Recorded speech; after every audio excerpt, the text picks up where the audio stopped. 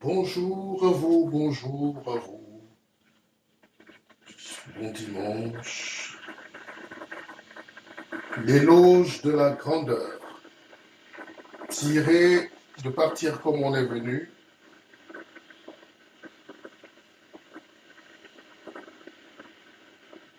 Le dernier best-seller de votre serviteur. Pour emprunter le chemin de la grandeur,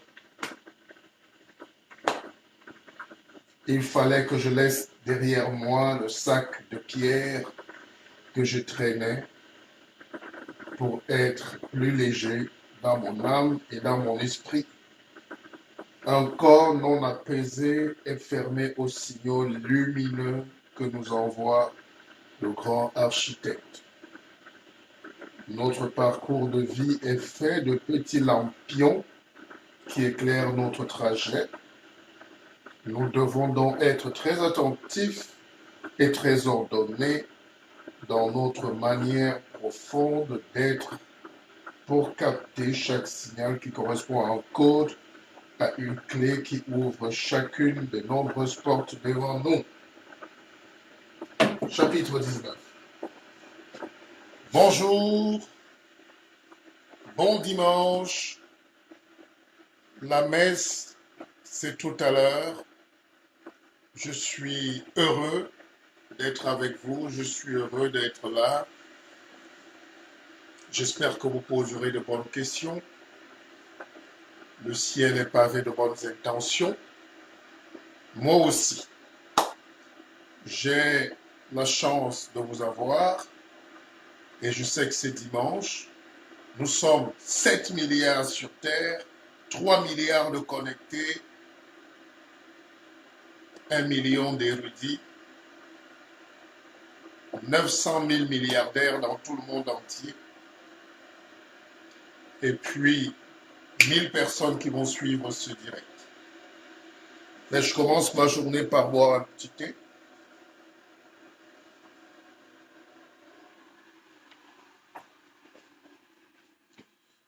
Vous permettrez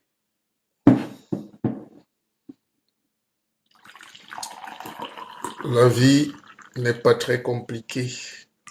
C'est l'application de la vie qui est difficile. Voilà. Bonjour à vous, bonjour Annette, Kojovi, bonjour, bonjour. Alors, moi je commence ma journée par un petit sport. Quelques étirements, ça va.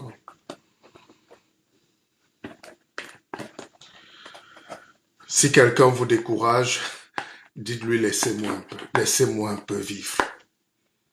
Laissez-moi suivre les bons conseils. Notre amitié nous apporte quoi, à part me décourager? Voilà au moins quelqu'un qui nous donne des conseils utiles. Pourquoi tu me pousses à le détester? Alors, moi, je commence ma journée par boire du thé. Hein. Et j'en ai, et de très bonne qualité. Hein. Ils se vont très bien. Pour affiner la silhouette, hein, ceux qui me contactent souvent savent. On ne fait pas la publicité, mais de temps en temps, il faut dire. Quand vous avez un thé qui est un antioxydant,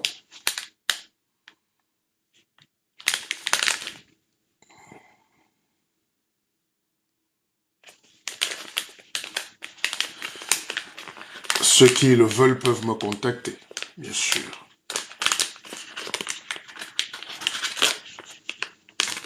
Quand vous voyez quelqu'un qui a son corps affiné comme un garçon de 16 ans, alors, par contre, il faut déchirer. Je ne vais pas le faire avec la bouche quand même. Ah, c'est pas gentil. Où sont mes ciseaux?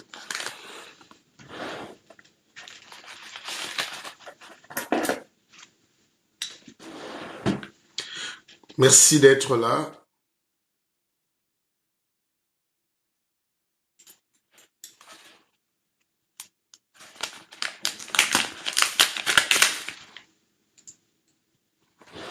faut toujours avoir son couteau suisse. Bonjour. C'est une chance de vous avoir ce matin. C'est un honneur aussi, un privilège.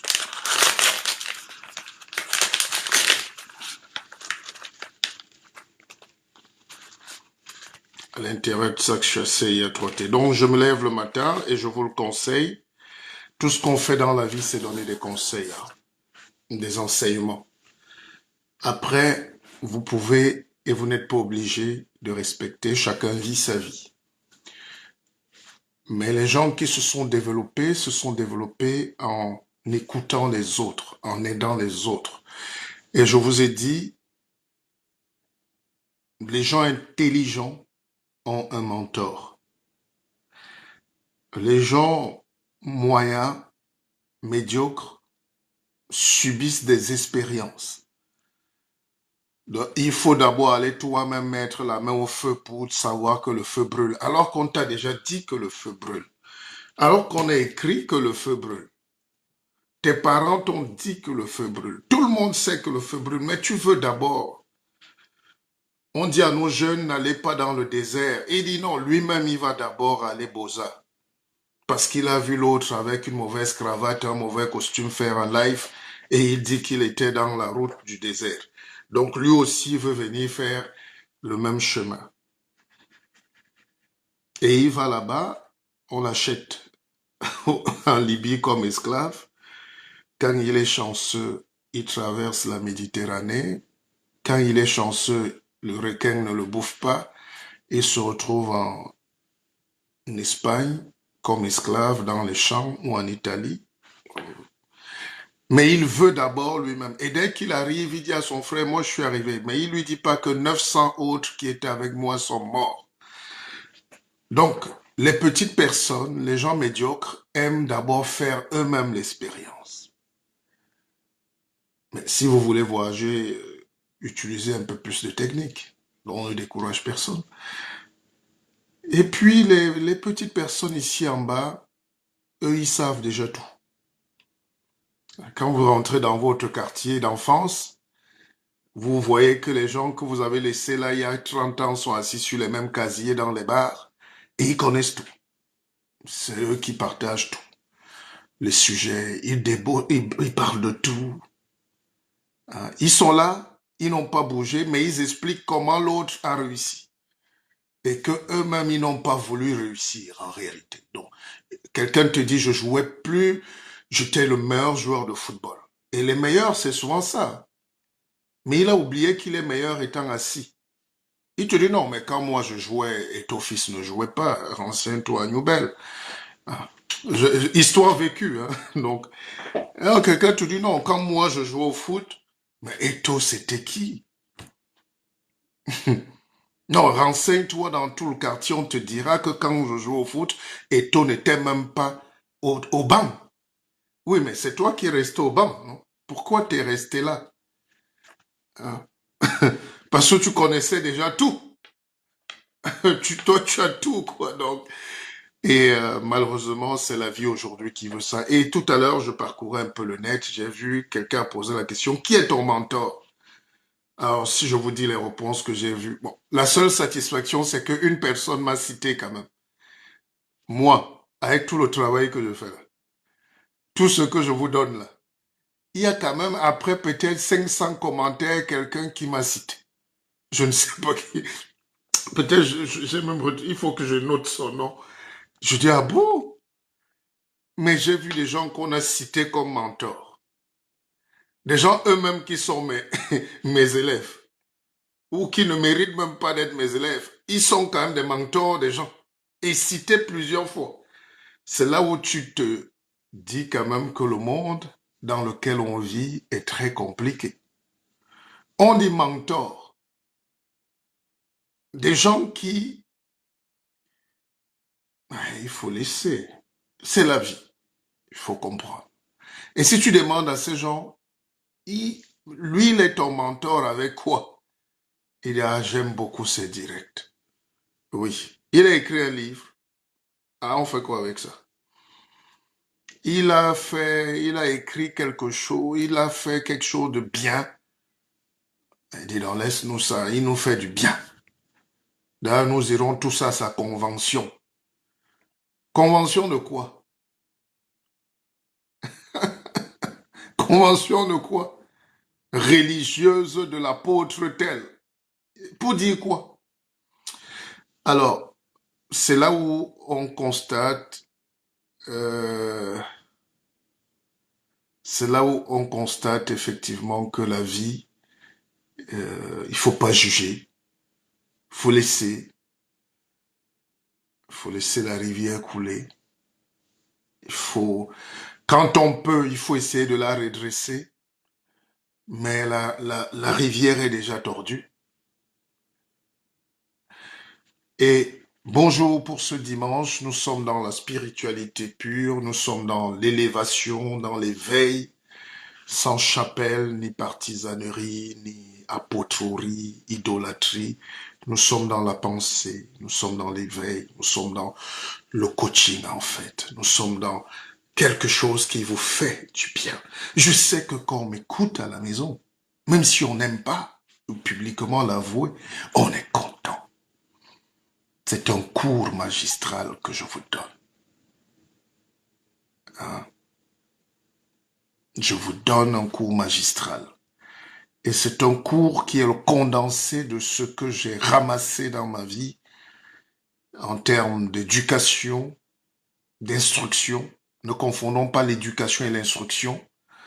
Et si nous sommes dans le continent le plus riche mais le plus noir en termes d'ignorance aujourd'hui, le plus gangréné, c'est parce que nous orientons nos forces, notre énergie, nous bénissons des gens qui nous maudissent et nous haïssent. Alors, c'est un rabbin qui disait que un jour, un homme est venu dans la synagogue. La synagogue, c'est les juifs, hein, c'est nos frères juifs. D'ailleurs, je suis étonné que les Noirs, qui sont à l'origine du monde, même les grands intellectuels sont contents de dire que les Noirs sont la 12e tribu perdue d'Israël. Donc 1, 2, 3, 4, 12. Vous n'avez pas honte? C'est comme si le fils aîné devient le petit frère de ses petits frères ou des enfants de ses fils. Vous êtes paradoxaux dans le raisonnement. Alors donc, ce chrétien est venu avec le testament nouveau ou le Nouveau Testament. Il a donné au rabbin et le rabbin a jeté ce testament, ce livre au sol et il lui a dit, je vais prier pour vous parce que vous devez être perdus. Vous êtes dans une synagogue. Alors, tout ça pour dire aux Africains qui m'écoutent aujourd'hui, vous pouvez être choqués. Et je sais que nos voix sont minoritaires. La voix de l'éveil est minoritaire. La voix de la sagesse est minoritaire. Sinon, tout le monde serait riche, milliardaire, heureux, grand, intelligent, écrivain. C'est parce que nous avons 30 vues que nous faisons du bon travail. La difficulté, c'est d'arriver à mettre 2, 3, 4 zéros sur nos lives. Et ça ne peut pas arriver parce que par rapport à la masse qui nous écoute, par rapport à ce que nous sommes, nous donnons ce que... C'est ici qu'on juge qui nous sommes. Et pour les amis juifs, qui sont mes amis, bizarrement, parce que j'aime leur force. Je ne suis pas un juif, je suis un noir africain du monde. Mais je les écoute. Pour eux, Dieu les a choisis.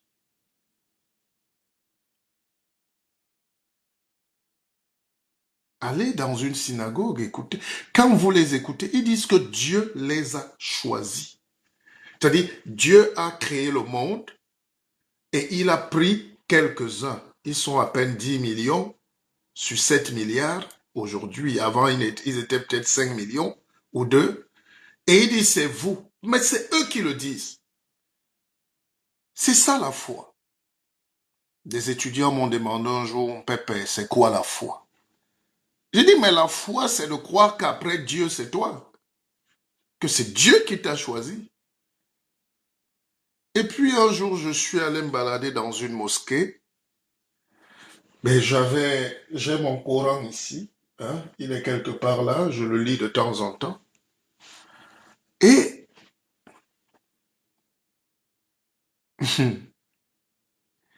le gars te dit que dès que Dieu a créé l'intelligence, le monde, il a donné le pouvoir à Mohammed. Je dis, mais comment ça? Là-bas, le juif te dit, après Dieu, c'est eux. C'est eux les fils chéris de Dieu. Ici, les musulmans te disent que eux, c'est Dieu même. Et puis, tu écoutes le bouddhiste qui va te dire, ben, bien sûr que c'est nous. Bouddha, c'est le Dieu incarné sur terre qui est venu nous libérer. Et puis après, l'Africain vient là. L'Africain dit qu'il ne sait pas qui il est. Il est la 12e tribu perdue d'Israël. Tantôt, il va se convertir, il est un musulman. Hein? Et puis, de temps en temps, il enlève les chaussures, il dit qu'il est devenu bouddhiste. Et puis, après, il est même catholique. Après, il ne sait plus qui il est. Et quand on arrive le soir où il faut rentrer chacun dans sa maison de la foi, il est orphelin. Et vous êtes étonné qu'il soit dernier aujourd'hui. Pas qu'il soit peut-être moins intelligent, mais c'est qu'il n'a pas de foi. Homme de peu de foi. Il ne croit pas en lui. Il croit en tous les autres, sauf en lui-même. Et si tu veux commencer ce débat, il s'énerve. Parce qu'en réalité, tu vas empêcher que les gens lui versent de l'argent volé ou de l'argent estorqué. Ses fidèles ne vont plus cotiser pour ses conventions, ses églises et tout. Et donc, il réagit de manière épidermique et violente au lieu de réfléchir à sa propre vie. Qu'est-ce qu'on est venu faire sur Terre? Et puis d'autres vont te dire, non, Pépé, on n'est pas obligé, même si Dieu y a un seul Dieu unique, et puis Dieu est unique, oui, ça c'est le langage de faible. Vous savez, quand vous tapez quelqu'un,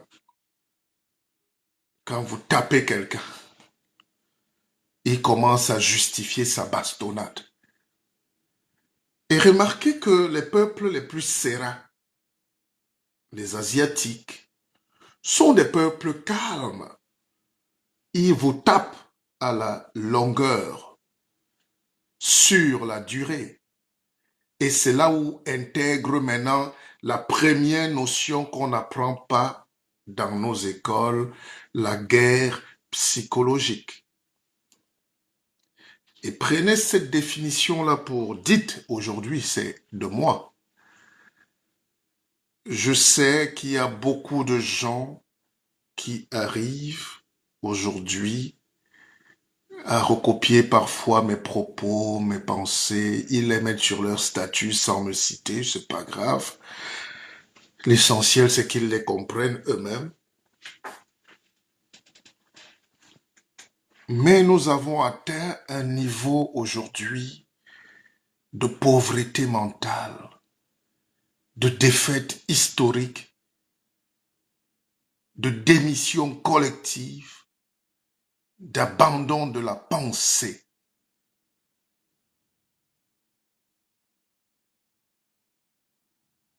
Quand vous me regardez, vous n'avez pas, même si certains détestent, hein, je sais, mais quand vous me regardez, si vous êtes comme moi, vous n'avez pas une fierté de vous dire, voilà un frère, voilà un grand frère qui connaît et qui assume et qui est libre.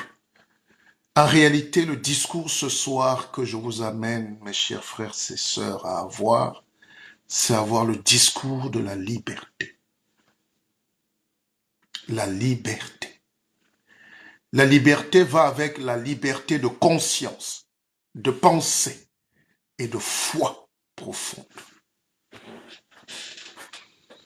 Regardez-vous aujourd'hui. Regardez-vous.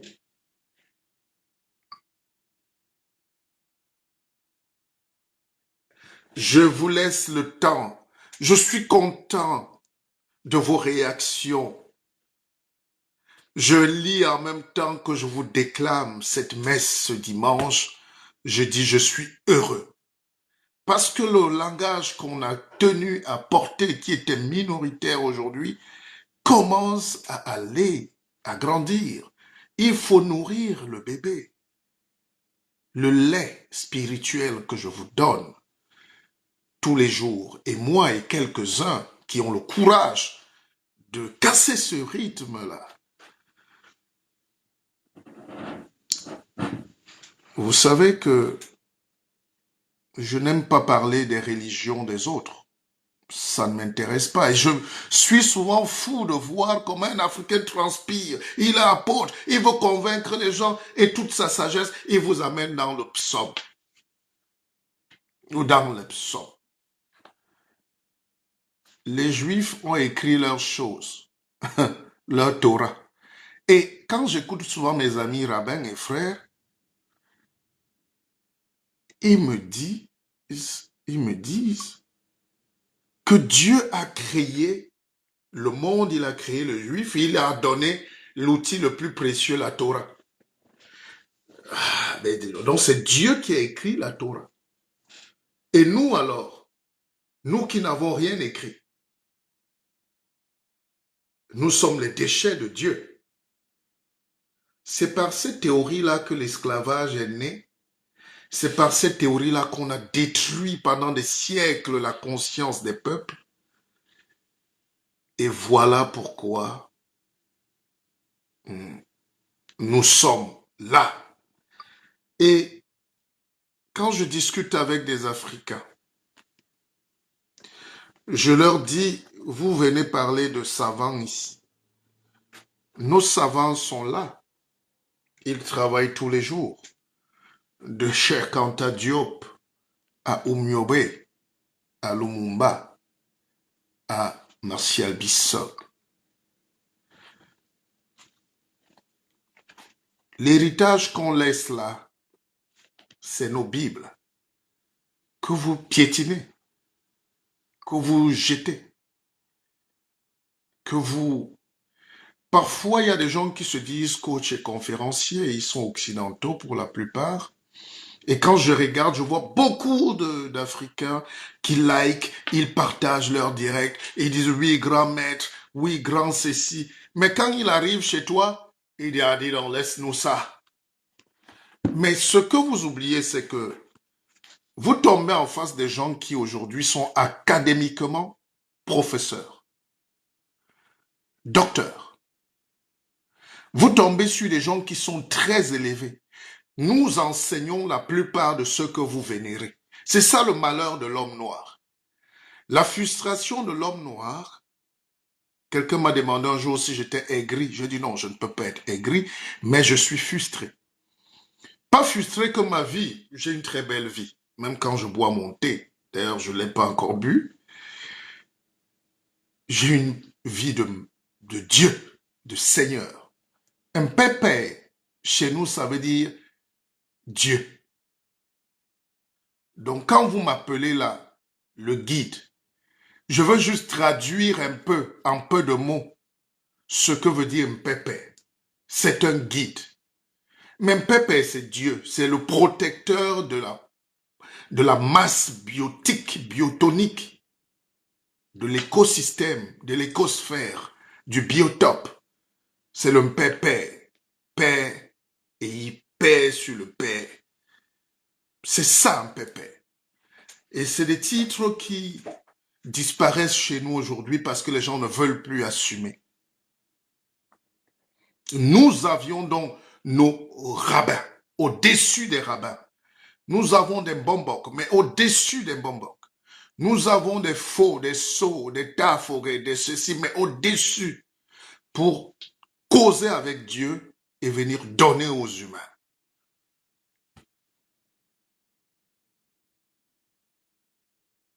Et quand on n'a plus ce lien c'est transmetteur, c'est vecteur de savoir. Si tous les dimanches, on va boire 10 bières, on va à la santé, on mange les brochettes, on danse, on revient dormir sans avoir aiguisé la pensée de notre peuple va se retrouver chez un petit avorton qui sort de prison à Abidjan et qui vient se passer pour.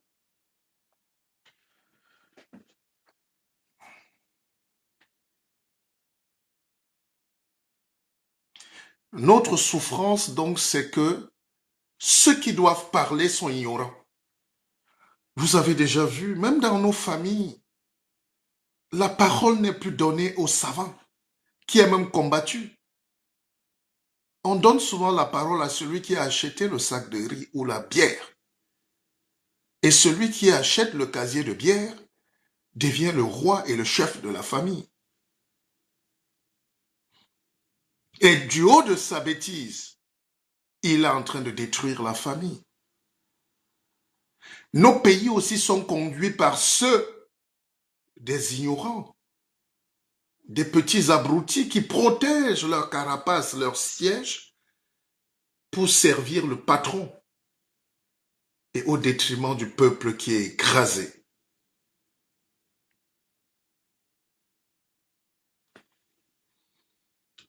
Tout est lié dans la vie. Vous fuyez la spiritualité, la racine de votre culture, la tradition, les sagesses, la force, pour aller entrer dans les chapelles inventées des autres, on ne vous donnera pas la première place. Pour les érudits de la bêtise, j'aimerais vous rappeler une petite brève histoire de la chrétienté. C'est-à-dire que l'Égypte, avec Osiris, on fait la mate. L'Égypte pharaonique est tellement puissante que c'est elle qui domine les mondes. Je préfère dire ça comme ça.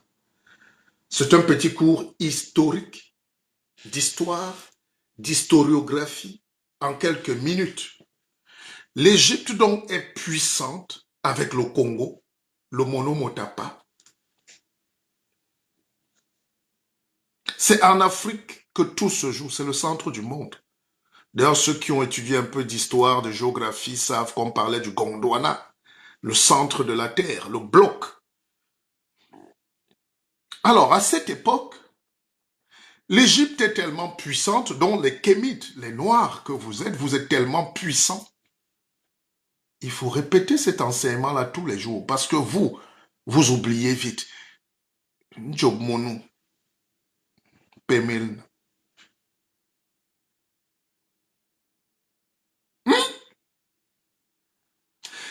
L'Égypte rayonne dans tout le monde entier. Alexandrie est la capitale du monde. Les Grecs viennent apprendre les mathématiques, la science. Vous regardez les pyramides, c'est encore là. Regardez les pyramides, même à la télé, c'est encore là. C'est vous qui avez fait ça.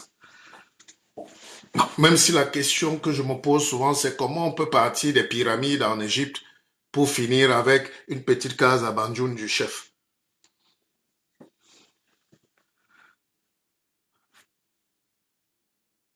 La force donc de l'Égypte, c'était que les Juifs, nos frères, sont devenus nos esclaves.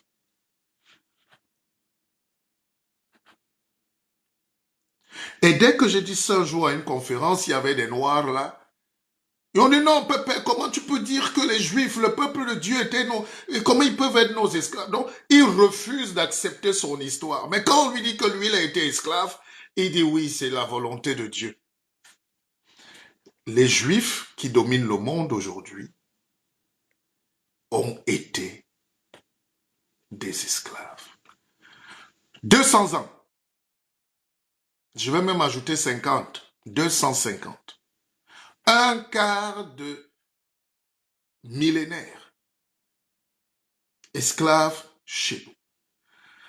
C'est pour ça qu'il y a cette proximité entre la culture hébraïque et la culture africaine. Ce n'est pas nous qui allons la chercher, c'est eux qui sont venus la chercher chez nous. Après, leur récit continue avec la traversée de Moïse. Leur retour, le bâton, il leur fallait leur guide. Et Moïse est venu, il a fendu la mer, personne n'était là, et ils sont rentrés chez eux. Alors que l'Égypte, le désert du Sinaï, il n'y a pas la mer. Bon.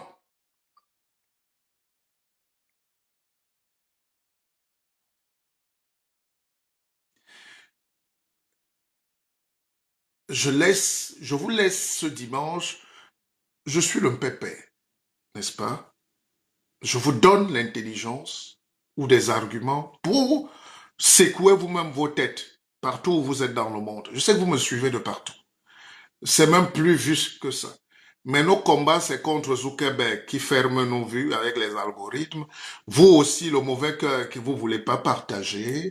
Les gens nous cachent. On veut cacher la lumière. Et puis on se plaint que, ouais, la sonnelle est néo. L'électricité est partie. Normalement, quand on nous coupe l'électricité en Afrique, on devrait être content comme on est content. Parce que nous aimons rester comme ça. Alors, ces gens-là rentrent chez eux, en Palestine. On va accélérer un peu l'histoire. C'est de là donc qu'Abraham se lève et dit, peuple,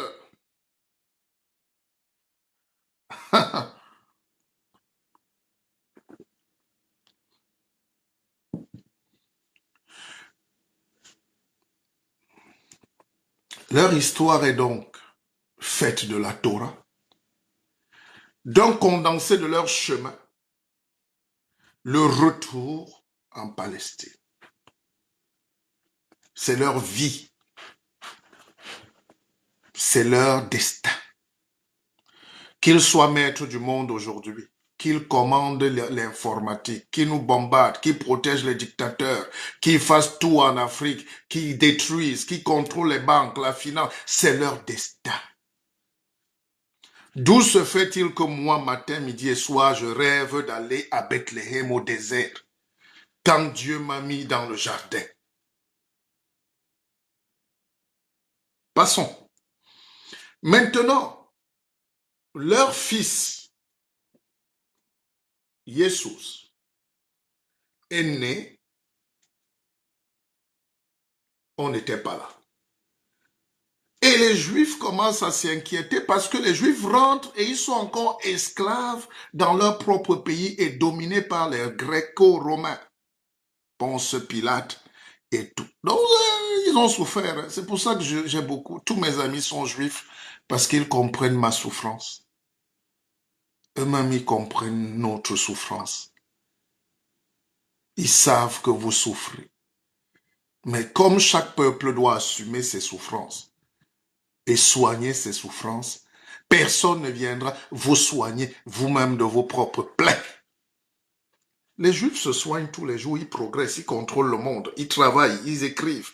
Et quand vous lisez la Torah, c'est très puissant quand même. Passons. Accélérons un peu. Alors, Jésus est juif.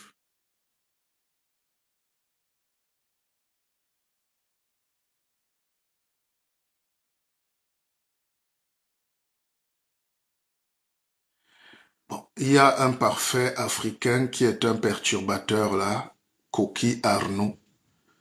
Lisez son message et vous allez comprendre là où le nègre perd le temps à faire des débats inutiles. Je n'ai pas cette force parce que j'ai beaucoup de choses à vous donner. N'est-ce pas? Voilà. Alors, il dit que les Juifs n'étaient pas esclaves en Égypte. Ils étaient donc nos voisins. N'est-ce pas? Voilà. Vous êtes toujours dans un monde rêvé. Donc, ces histoires-là nous perdent le temps en réalité.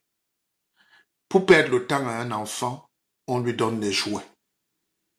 Et vous jouez avec la religion pendant que les autres construisent leurs fusées et ils avancent. Mais là, tu vas trouver des experts africains.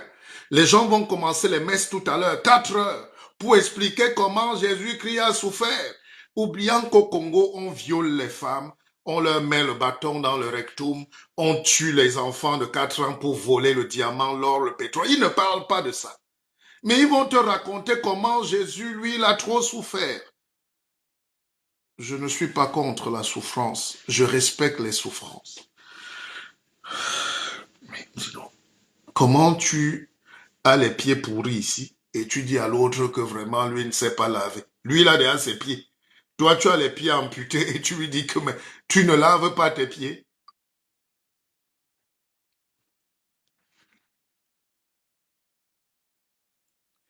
Après Ponce Pilate arrive, tout ça là, Jésus, bon, Jésus est tué.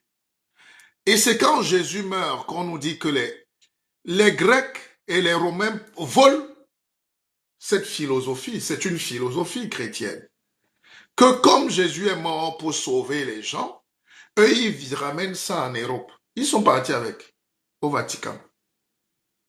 Et ils ont commencé leur industrie du business, de l'or, de l'argent avec. Et l'esclavage est revenu chez vous.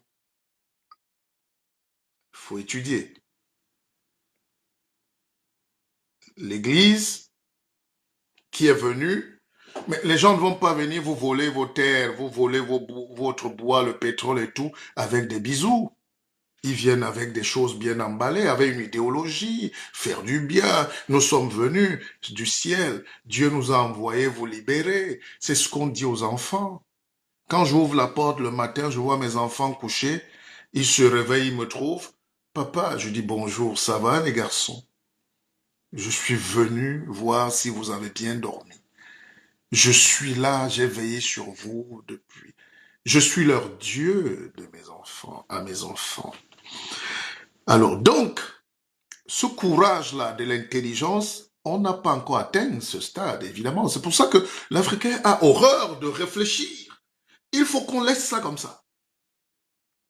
Alors, bon, pour sortir de là, quand vous lisez,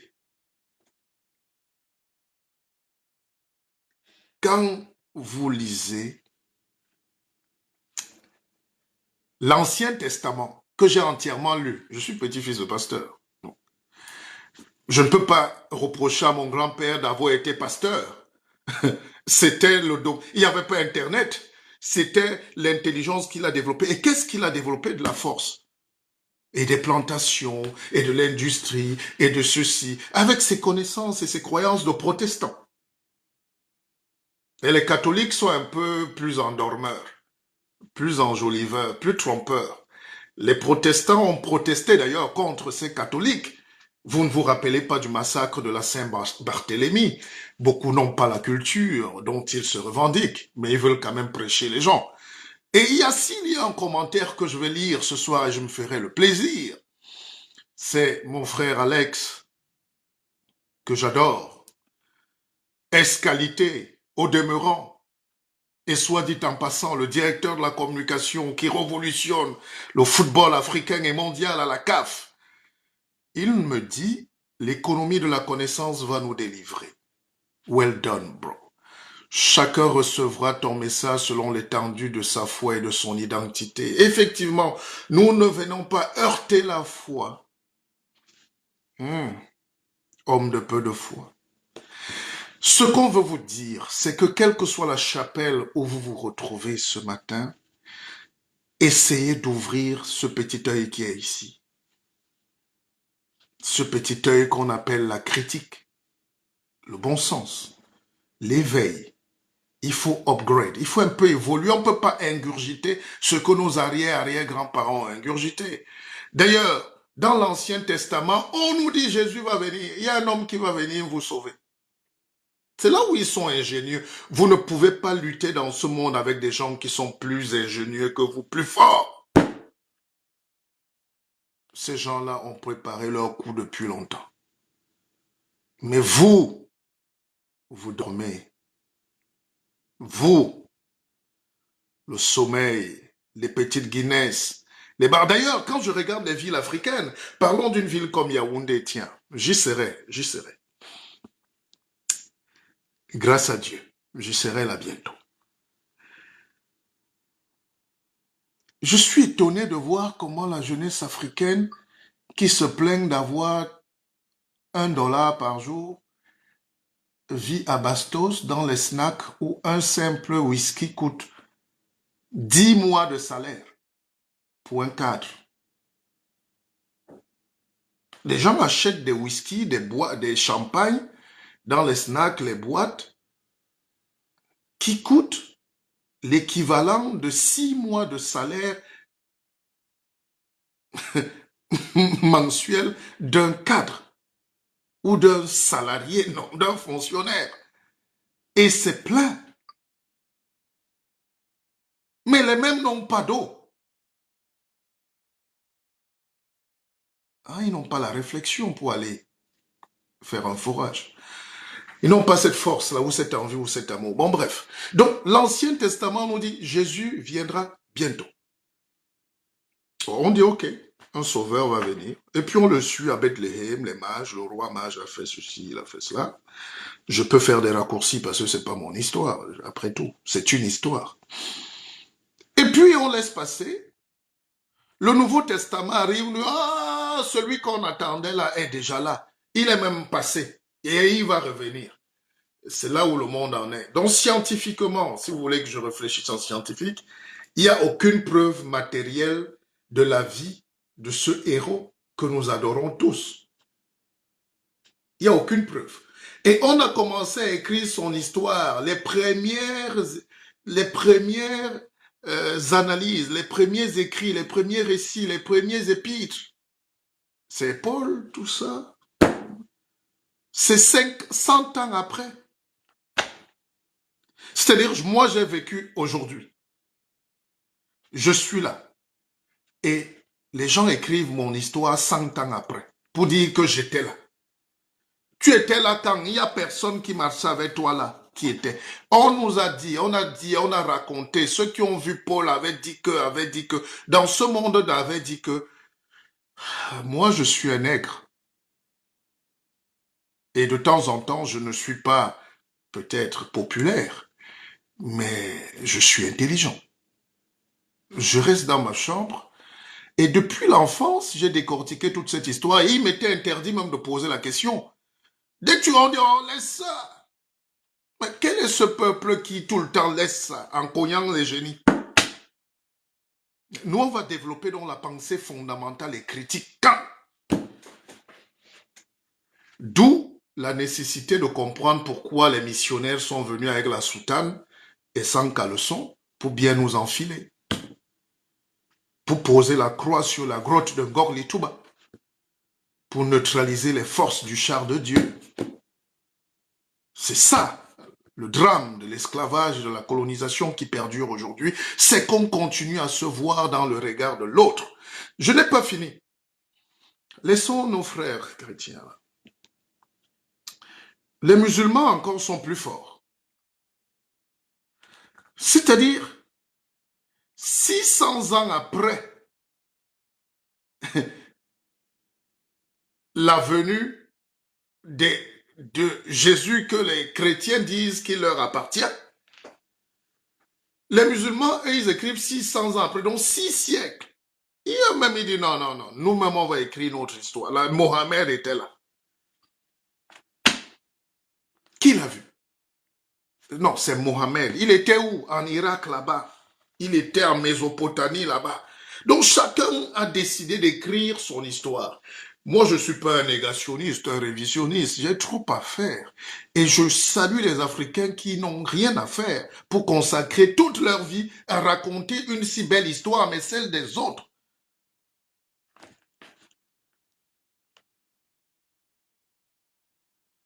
Ton histoire, c'est quoi?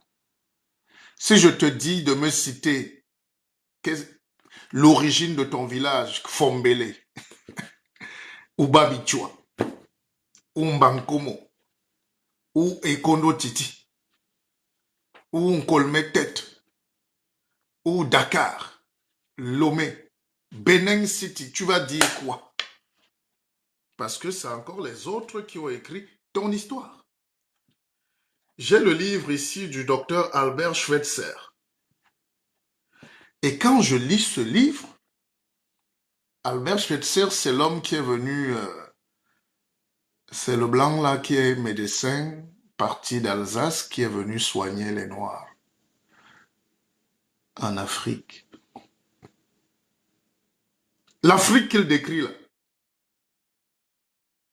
Hmm.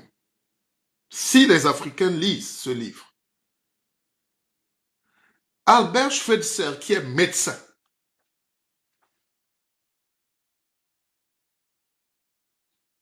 te décrit la puissance africaine. C'est un médecin, c'est un blanc. Il ne connaissait pas l'Afrique.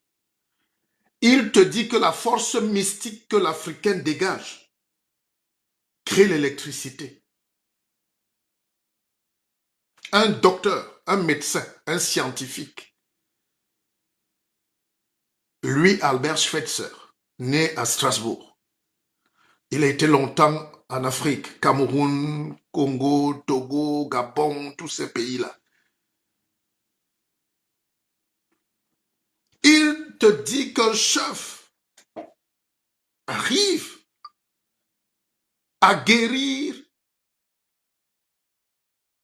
une plaie avec une feuille qu'il la pose sur la blessure.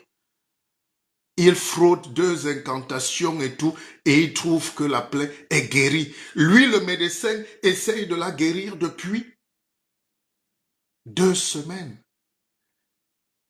Et quand il explique ça, il dit à ce chef-là, pourquoi tu ne me donnes pas ça, je guéris tout le village. Le chef lui dit, ce n'est pas les choses qu'on partage.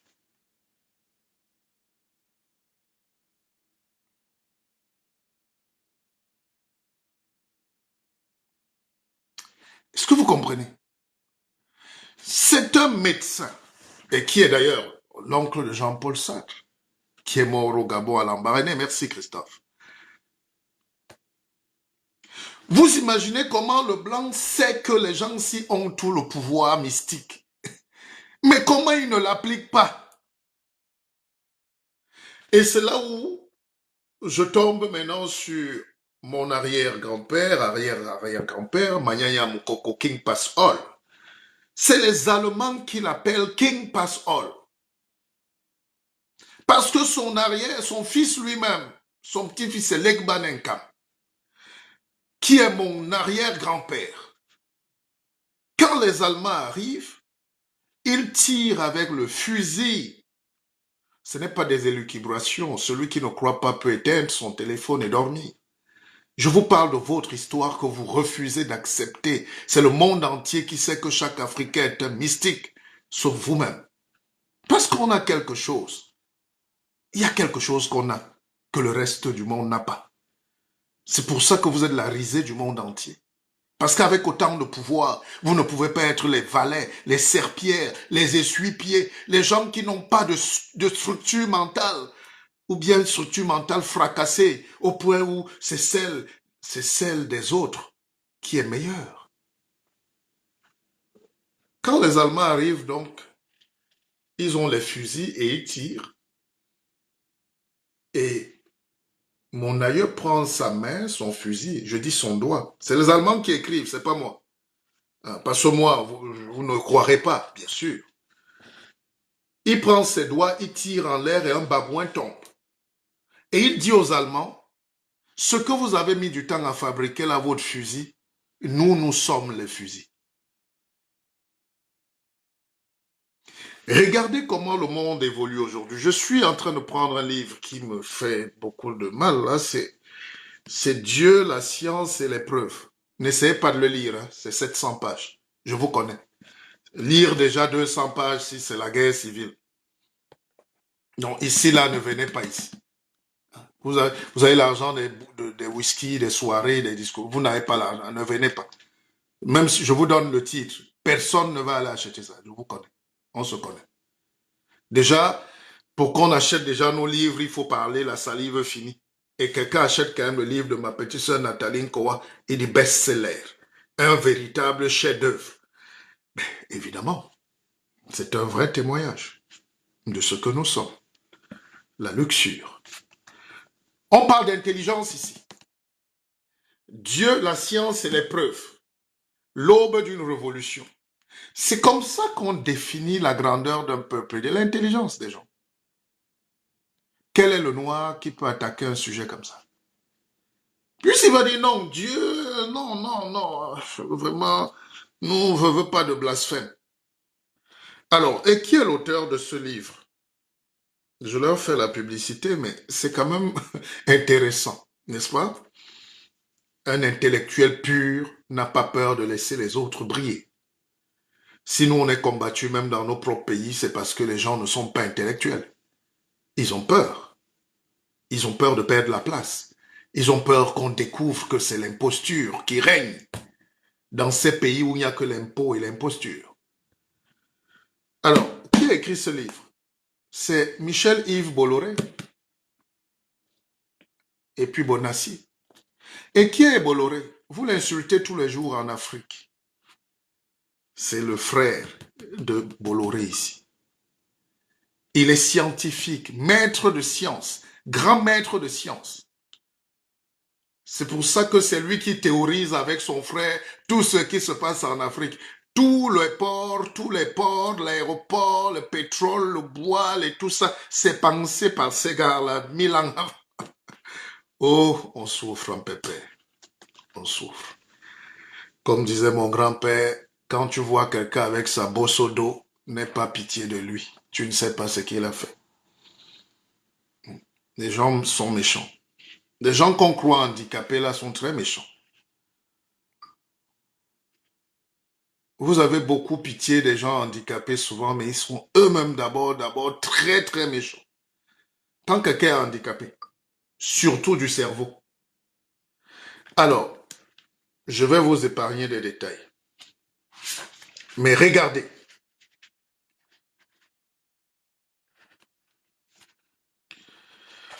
C'est un livre très bien, on parle du domaine théorique et de l'abstraction logique. Ça, c'est de la pure science. On parle de l'univers, de la mort thermique et tout ça. Vous allez avoir mal à la tête. Je vous épargne sans vous insulter. Mais c'est parce qu'on se connaît. Même si je donne 100 000 francs à quelqu'un pour lire ce livre, il ne va pas lire. Mais ça fait mal à la tête. Quand ces gars décident de réfléchir, ils ne jouent pas. Ils ne jouent pas.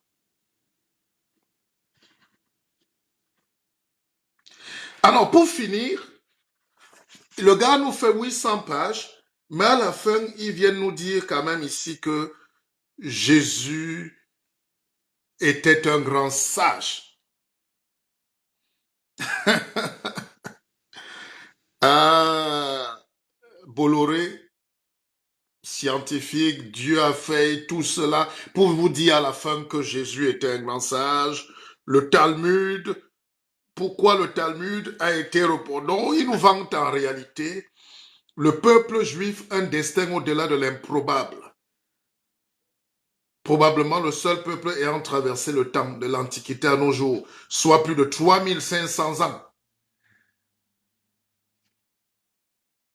À la fin du livre, c'est pour nous amener pour dire que c'est le seul peuple qui a traversé le temps. 3500 ans. Oh, oh. Et l'Africain alors qui est là. Les Sao qui sont là depuis 50 millions d'années. Chez moi au Congo, on forgeait déjà le fer il y a 10 millions d'années. Lui me parle d'un peuple qui a 3500 ans. Bon, c'était juste pour vous dire comment le monde est. Donc chacun tire la couverture de... Que nos intellectuels aussi fassent pareil. Parce que nous sommes dans une guerre de Dieu, mais nous sommes dans une guerre de la science. Et là, je vous ressors mon tonton-ci. J'aime ce petit livre parce que je dors avec. Hein? Il a écrit beaucoup de choses. Hein? Mais pour moi, le plus puissant livre, c'est Fondements économiques et culturels d'un État fédéral d'Afrique noire. C'est Cheikh Anta Diop. Lui-même était musulman. Il ne sait pas pourquoi. Et il a épousé une femme blanche pour être vraiment accepté. Parce que quand tu restes entre nos frères là, on l'aurait vendu au Sénégal lui-même. S'il y a une Bible que je vous conseille ce matin, c'est ça. Ne venez plus faire les lives quand vous ne connaissez pas.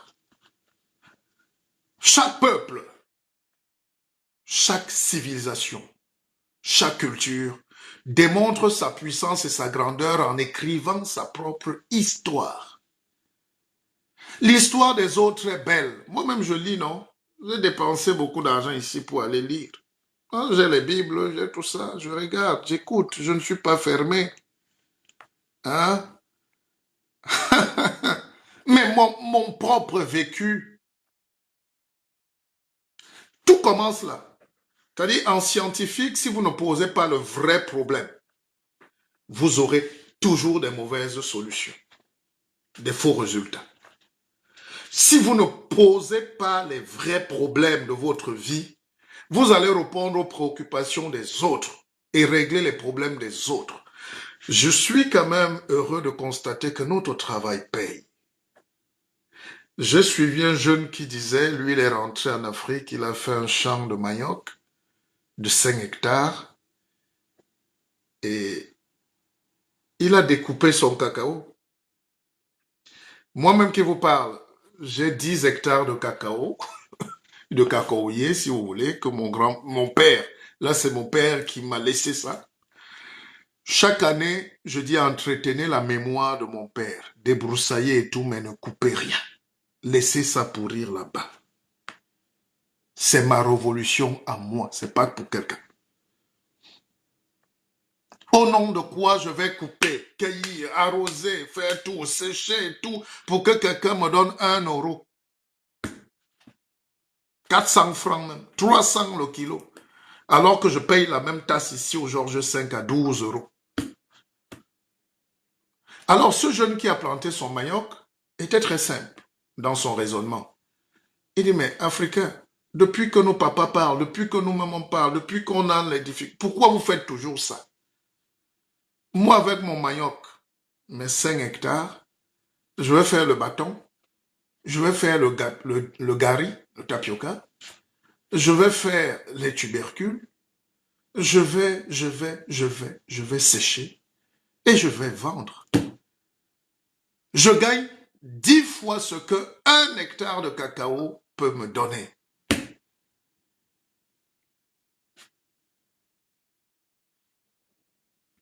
Il n'y a qu'en Afrique où ça va créer un débat. Ce n'est pas un débat.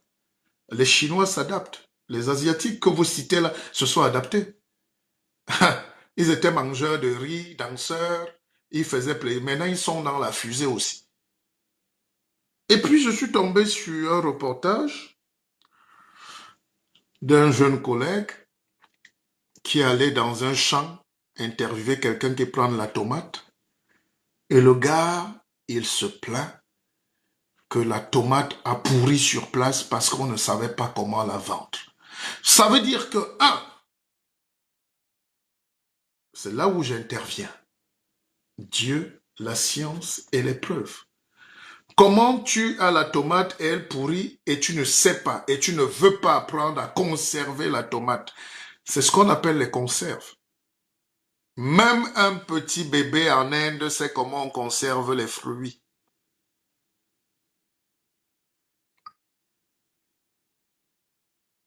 Mais le gars te dit quand même qu'il a perdu, il ne sait pas comment. La tomate pourrit au champ.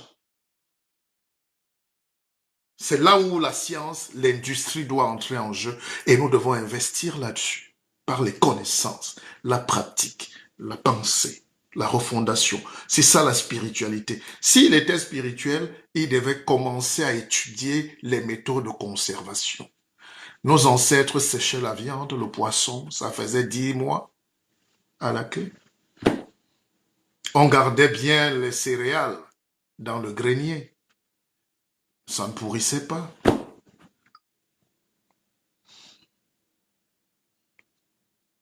Les choses que même un petit bébé,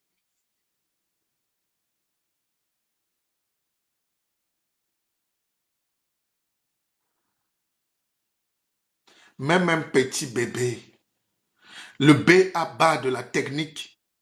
Quelqu'un fait un champ, mais il dit que sa tomate pourrit parce qu'il n'arrive pas à la conserver, la tomate. Pour ce dimanche, mes chers frères et sœurs, la messe s'arrête là. Je suis heureux. Vous êtes nombreux. Ma prochaine conférence, c'est à l'hôtel Georges V Palace. C'est sur les Champs-Élysées. C'est le samedi 4 décembre. Soyez tous là, pour ceux qui peuvent, sortir de leur ghetto. Boire la Guinness sur un casier de bière dans une salle de banlieue, c'est pas mauvais. Mais venir aussi au Georges V avec madame pour la fin d'année, pour écouter des choses qui nous libèrent, pour devenir leaders, pour revenir à la spiritualité grandissante qui nous ouvre les portes du business et du bénéfice. Je préfère quelqu'un qui est millionnaire et qui dit quand même que l'argent est mauvais, qu'à quelqu'un qui n'a même pas 5 francs et qui dit que l'argent n'est pas bien. C'est pour ça que j'ai créé Akeva Bank. Et chaque jour, ma banque, la vôtre, est grandie. Parce que nous comptons sur nous-mêmes. Le prochain livre est terminé. Il est en édition. Beaucoup sont en train de le précommander. J'ai la liste là. Et moi, je commence toujours à faire mon propre marketing. Je ne compte sur personne. Je suis un orphelin, vous le savez.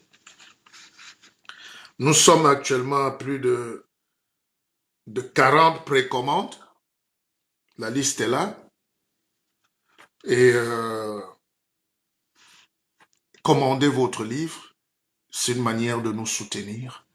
C'est une manière aussi de vous soutenir parce que j'ai parlé de cette chose utile qu'on évite en Afrique. La spiritualité, les fondements de la spiritualité, notre rapport à l'argent, notre rapport au progrès, notre rapport à la liberté. C'est tout ça que j'ai développé et c'est sur 5 piliers de 300 pages qui sont une véritable Bible pour ceux qui voudront avoir des connaissances bien acquises. Parce que si la Torah a 3600 ans, le Talmud 2500 et la Bible 2000 ans, mais vous voulez avoir des livres qui datent de quand? Vous voulez qu'on meure comme ça, qu'on parte comme on est venu, et partir comme on est venu? Vous voulez qu'on n'existe pas? Vous voulez qu'on laisse les médiocres nous diriger? Quel est ce continent où c'est les médiocres qui veulent diriger?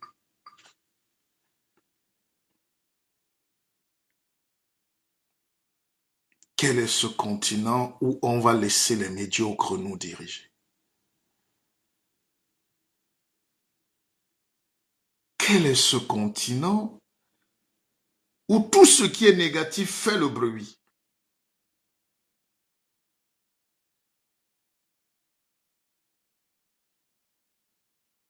Quel est ce continent où tout ce qui est laid est exposable et exposé?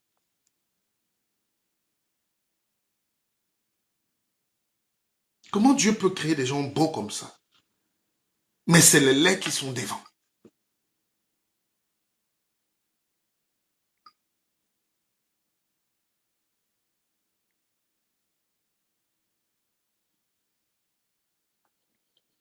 Comment les idiots, les ignorants veulent être ceux qui ont la lumière? C'est pas mauvais. Vous n'allez pas quand même tuer tous vos leaders. Pour mourir en Afrique, il faut juste être brillant. Et pour survivre, dont certains ont accepté volontairement d'être ignorants, de jouer les ignorants, d'accepter la dictature de la médiocrité, d'accepter même qu'on les mette dans un enclos. L'ignorance est politique. Et l'ignorance politique est fille de la religion qui endort, qui détruit la capacité des neurones à se connecter eux-mêmes. C'est l'endomorphine, c'est le poison, alors que la connaissance est la soie qui a su envelopper l'âme des peuples qui se sont révélés comme érudits. Si j'ai parlé des Juifs ce matin, c'est pour célébrer ce peuple. J'aime la grandeur.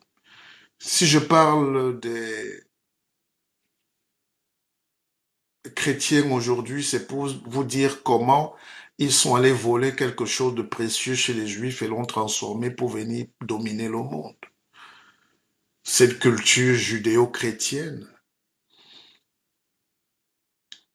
dont je ne suis pas l'adversaire, mais j'ai le droit d'émettre des réserves et de leur dire, vous n'allez pas mettre ma tête dans la boue pour que vous marchiez sur mon dos. Un Africain, être spirituel de premier plan, être premier, ne saurait être un être primitif, plumatif, délimité. Nous devons donc travailler dur pour attraper le train, rattraper ce retard. Dans ce monde de vaccination qui ne finit pas, on va aller de dose en dose.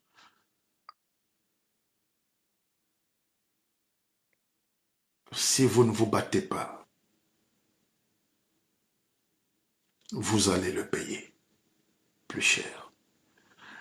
À nos papas dictateurs là en Afrique, je vous dis merci. Vous nous faites un très grand bien.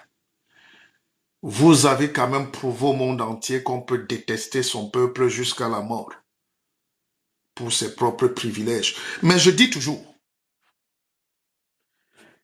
Périclès, le roi d'Athènes, le père de la démocratie, le plus grand savant, l'homme le plus puissant, avait les enfants les plus bêtes. Il a traumatisé son peuple et Dieu lui a donné les enfants les plus bêtes de toute la Grèce antique. Donc au moment de mourir, croyant qu'il allait laisser aussi sa bêtise continuer, il allait continuer de régner sur le peuple, il a cherché autour de lui, concordance de temps, tous les enfants qu'il avait pour essayer de capter l'énergie des Gréco-Romains. Mais tous étaient plus bêtes que d'habitude, que la moyenne. Il n'y avait personne. Et c'est là où Dieu est quand même juste. Ah oui. Tu peux traumatiser un peuple même pendant 100 ans si tu veux. Quand le retour du bâton va venir, tes enfants vont lire l'heure.